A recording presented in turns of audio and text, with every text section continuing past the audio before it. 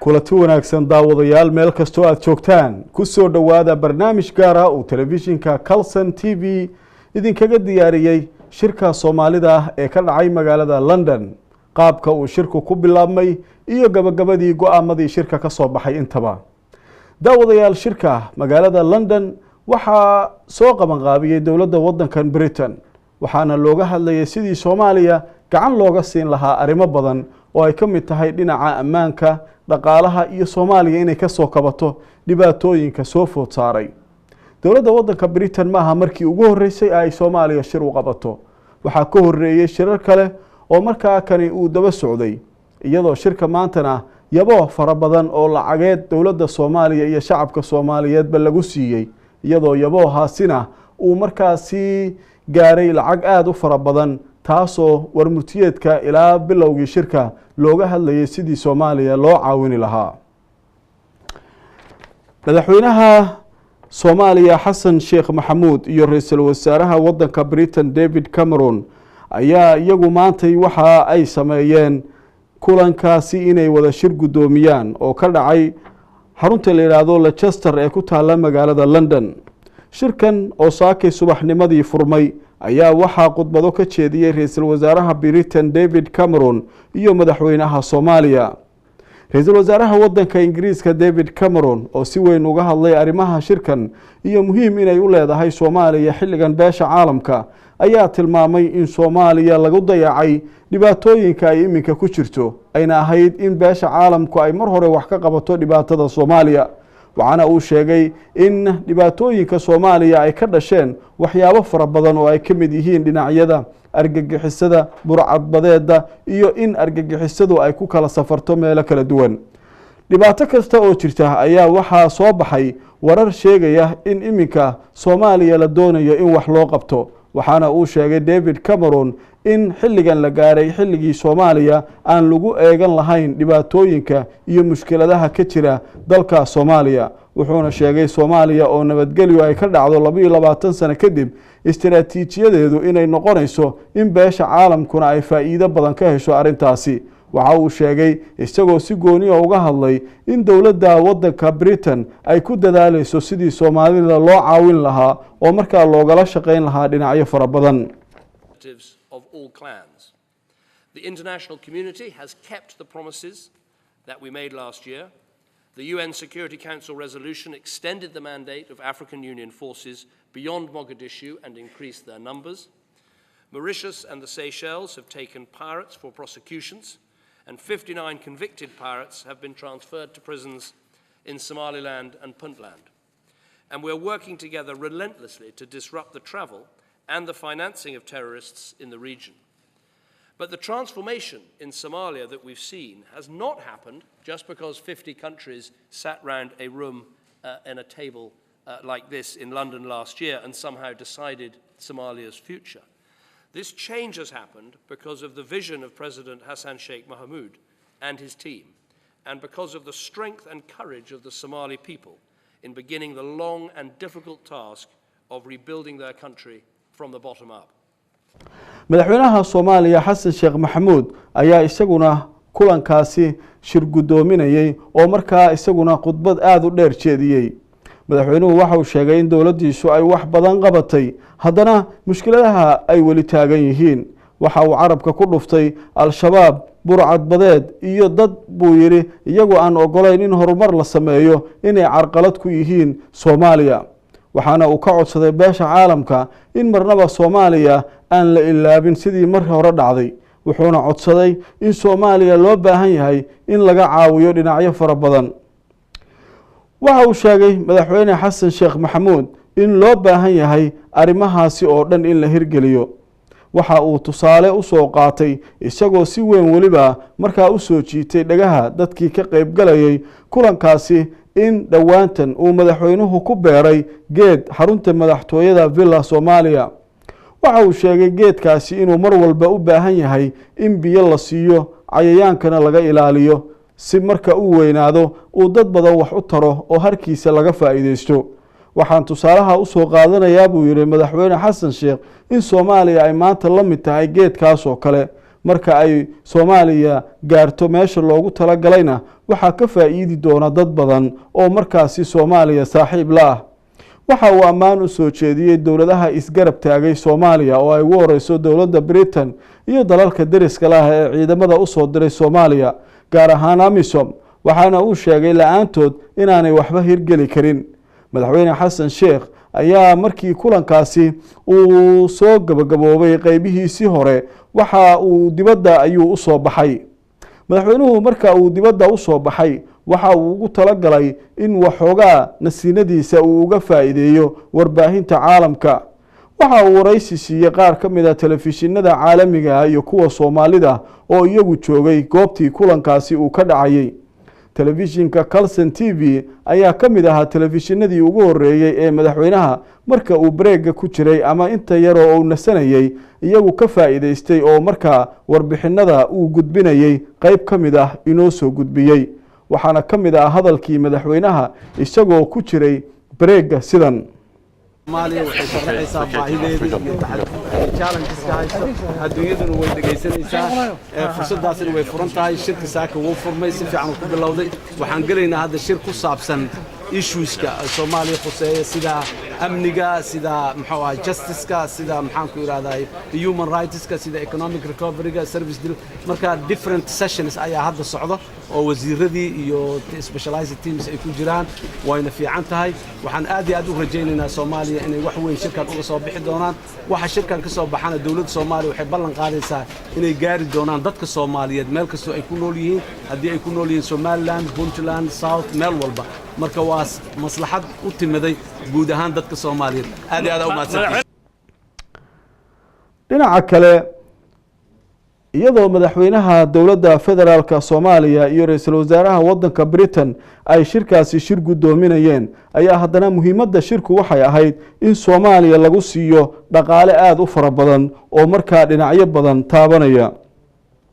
haddaba dhaqaalaha halkaasi lagu yaboohay ayaa waxa uu ahaa mid runtii aad u fara badan. waxaana ka mid ahaa dhaqaalahaasi in dowladda waddanka Britain iyadu lafsad ahaanteedu ay sheegtay in ay bixinayso dhaqaale aad u fara badan sida 10 milyan oo lacagta giniga waddankan Ingiriiska ah oo ay ku bixinayso dhinaca ciidamada qalabka sida tababarkooda iyo sidii ciidamada loo qalabayn lahaa. dowladda waddanka Britain waxay sidoo kale ballan qaaday lacag gaaraysa 14 milyan oo lacagta giniga waddankan Ingiriiska ah taasoo ay sheegtay in lagu caawini doono booliska, tababarada, nabadgelyada iyo waliba in cadaaladda qaybo badan looga qayb qaato oo ay ka mid tahay in tababaro lagu siiyo garsoorayaasha iyo dadka ka shaqeeya kaabayaasha dhinaca cadaaladda sida maxkamadaha iyo waxa la midka ah. dowlado fara badan ayaa iyaguna yabo fara badan soo jeediyey. dowladda waddanka Mareykanka ayaa ballan qaaday inay Soomaaliya siinayso lacag gaaraysa 40 milyan oo doolarka Mareykanka ah. midowga Yurub ayaa isaguna sheegay lacag gaaraysa ilaa 44 milyan in ay markaa bixinayaan oo lacagtaasu ay kaga qayb qaadan doonaan dib u dhiska dhinacyada amniga, cadaaladda iyo waxyaabaha ay dowladdu u baahan tahay ee lama huraanka ah. waxaa sidoo kale la hadal qaaday dowladda waddanka Denmark oo iyadu si gaara u sheegtay inay bixinayso lacag gaaraysa 75 milyan oo doolarka ama 75 milyan oo lacagta yuroga iyadoo sheegtay inay Soomaaliya kaga caawinayso dhinacyada nabadgelyada, xasiloonida iyo sida Soomaaliya ay mar kale qaran jira oo adduunyada la mid ah u noqon lahayd. dowladda waddanka Turkiga oo iyaduna muddadii ugu dambeysay Soomaaliya gacan fara badan u fidisay siyaasad ahaanna taageero siisay ayaa waxa ay ku yaboohday lacag gaaraysa 10 milyan oo doolarka Mareykanka ah. dowladda waddanka Qatar oo iyaduna ka mid ah dowladaha khaliijka ayaa la sheegay in ay yaboohday lacag gaaraysa 18 milyan. dowlado fara badan ayaa iyaguna lacaga gooni yaboohay. waxaa sidoo kale lacagahaasi ku yaboohay dalal kale iyo hay-ado caalami ah. waxaana loo ballamay bisha September ee soo socota marka la gaaro in markaasi lagu qaban doono shir kale magaalada Brussels ee xarunta waddanka Belgium kaasoo yaboohii ugu badnaa ee muddooyinkan dal loo yabooho lacag halkaa lagu bixin doono oo dowladda Soomaaliya lagu siin doono. si kasta oo ay tahay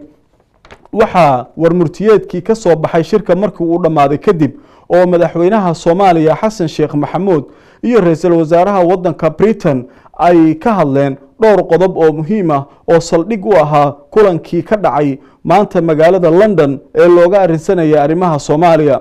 warmurtiyeedka qodobada ugu muhiimsan haddaan idiin soo koobno waxaa ka mid ahaa kow in la taageeray qaabka siyaasadeed ee ay ku timid dowladda federaalka Soomaaliya doorashadii dhacday iyo nidaamka sida uu ku soo abuurmay samaysinka dastuurka iyo odayaasha dhaqanka doorkii ay qaateen. taa ayaa lagu sheegay inay ahayd mid soo jiidatay beesha caalamka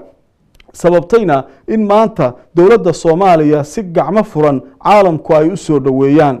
hase ahaatee qodobada muhiimka ah ee ku jiray warmurtiyeedkii la soo gabagabeeyay shirka kadib ay sheegeen madaxda ayaa waxaa ka mid ahaa dastuurka Soomaaliya u degsan inuu yahay weli qabyo maadaama dastuurka waxyaabo badan ay ka dhiman yihiin sidoo kalena dadka Soomaalida afti laga qaaday aanay jirin sidaana uu dastuurku qabyo ku yahay. waxaa qodobadii ka soo baxay sidoo kale ka mid ah sanadka 2016 in la qabto doorashooyin xora oo dadku ay dhiibtaan codkooda si ay u doortaan cidda ay doonayaan si looga gudbo nidaamkii iminka doorashooyinku ay ku soo socdeen ee ahaa reeraha iyo odayaasha dhaqanku dad ay soo doorteen inay baarlamaanka galaan sidaana madax lagu doorto. hase ahaatee 2016 qorshaha beesha caalamku ay dowladda ka sugayso waxay tahay diyaarinta 2016 doorashooyin xora oo qof kasta oo Soomaaliya uu fakarkiisa ka dhiibto. waxyaabaha sida gaarka looga hadlay ra'iisul wasaaraha waddanka Britain uu taabtay kulankii gabagabada ahaa ee looga hadlayay go'aamadii shirka London ayaa waxaa ka mid ahaa arinta federaalka waxaana ay beesha caalamku ogoshahay buu yiri wixii lagu heshiiyay ee ah federaalka in dowladda Soomaaliya ay meel mariso sida ugu dhaqsiyaha badan oo markaa ay u tusto qaybaha kala duwan ee bulshada Soomaalidu in dowladdu ay weli wado wixii lagu heshiiyay ee ah nidaam federalism ku dhisan. qodobadii ugu dambeeyay ee go'aamada shirka London ka soo baxay waxa sidoo kale ugu muhiimsanaa in beesha caalamku ay soo dhaweysay wada hadallada u socda dhawaanahanna dhex marayay dowladda federaalka Soomaaliya iyo Somaliland taasoo la sheegay inay tahay arrin wanaagsan oo horumar leh oo markaa lagu gaari karo isfaham dhinacyada dhex mara. waxaa sidoo kale qodobadii go'aamadii shirka ka mid ahaa xuquuqda aadamaha oo la sheegay tallaabooyin waxoogaa macquul ah inay dowladda Soomaaliya ilaa iminka ka samaysay balse lagu adkaynayo inay sii wado qorshahaasi xuquuqda aadamaha oo ahaa markaa mid udub dhaxaad u ah in ay dowladdu noqoto mid laga soo dhaweeyo beesha caalamka dadkeedana ay markaasi kalsooni kaga hesho. dowladda Soomaaliya qodobadii soo baxay waxa aad ugu muhiimsanaa marka aad u kuur gasho qodob muujinayay in dowladdu ay iyadu si toos ah u doonaysay deeqahaasi la yaboohay in gacanta loo geliyo oo markaa ay ballan qaado in aanay ku dhicin musuqmaasuq iyo isdabamarin. waxay sidoo kale dowladdu dalbanaysay in kaalmo si degdeg ah loo siiyo maadaama baahi fara badan ay haysato dowladda oo dhinacyo kala duwan ah. hase ahaatee sida ka muuqata warmurtiyeedka qoraalka ka soo baxay waxaa lagu sheegayaa in dowladda Soomaaliya la yiri lacagaha la idinku deeqay waxaa lagu shubi doonaa sanduuq ay gacanta ku hayaan bangiga adduunka iyo hay'ado kale oo gaar ah waxaana lacagahaasi marka ay dowladda Soomaaliya la soo baxayso la soconaya hay'adahaas taasoo muujinaysa weli in beesha caalamku aanay si dhaba u go'aansanin deeqaha si rasmi ah in gacanta loogu geliyo dowladda Soomaaliya. sanduuqaasi dhaqaalaha ayaa la sheegayaa in dalalku ay ku shubi doonaan lacagahaasi. kulankaasi maanta ayaa dowladda Soomaaliya waxa ay sheegtay inuu ahaa mid aad u wanaagsan oo natiijooyin wanaagsan ay ka soo baxeen waxaana dowladdu ay sheegtay in loo baahan yahay dadka Soomaalida ah inay dowladoodu aaminaan sida lagu sheegay war ka soo baxay dowladda Soomaaliya. madaxweynaha dowladda federaalka Soomaaliya iyo ra'iisul wasaaraha waddanka Britain David Cameron ayaa markii dambe iyagoo faraxsan ka tagay goobtii shirka jaraa'id ee gabagabada waxaana lagu soo waramayaa in Soomaaliya iminka ay marayso meeshii ugu wanaagsaneed iyadoo beesha caalamkuna ay iminka u soo jeesatay sida muuqata sidii Soomaalida loo caawini lahaa wax badanna looga qaban lahaa dhibaatooyinka daashaday oo qaarkood saameyn ku yeeshay dhinacyada isu socodka badaha oo dhibaato fara badan ay ka timid dhinaca burcadbadeeda Soomaalida dowladaha sida weyn u daneynaya arintaas in wax laga qabto waxa kamid ah dalalka Yurub oo dhowr mar la kulmay dhibaatooyin dhinaca burcadbadeeda lacag fara badan ay uga baxdo ciidan fara badan iyo maraakiib ilaaliya burcadbadeeda oo ku sugan xeebaha dalka Soomaaliya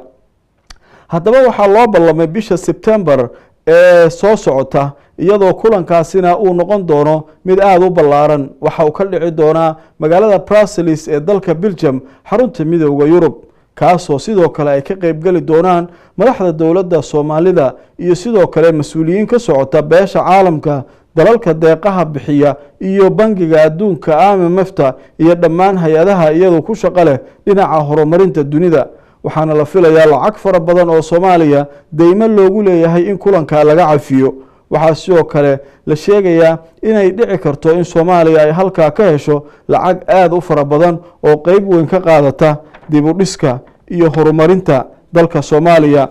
mas'uuliyiin fara badan ayaa maanta kulankii ka qayb qaatay waxaa kamid ahaa madax fara badan oo ay ku jiraan madaxda dalalka dariska la ah khudbado ay halka ka jeediyeen